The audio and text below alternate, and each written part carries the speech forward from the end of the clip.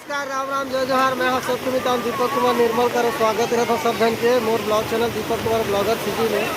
संगवारी हो, आज बहुत ज़्यादा पानी गिरे, मतलब 2 तारीख से। और देख सकते हो कितना मतलब नाला आगे है हमारे गांव में, रजिया में बहुत ज़्यादा मतलब पानी चला थे। और अवैया जो है मन बहुत ज़्यादा बाधित हुआ थे।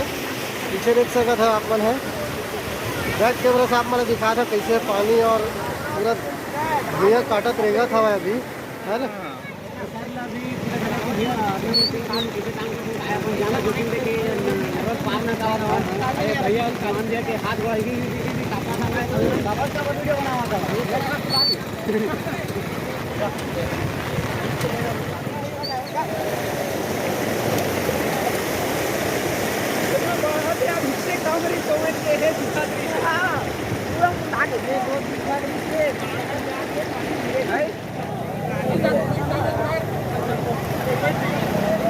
जबरदस्त पानी देख सकते संगवारी कितना जोरदार पानी दिए हैं।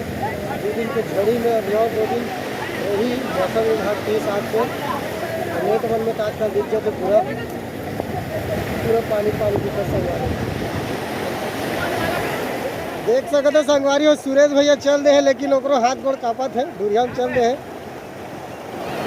बहुत ज़्यादा पानी आगे है रजिया में, भी पानी नहीं गिरते कहा दिन से बहुत गिरते।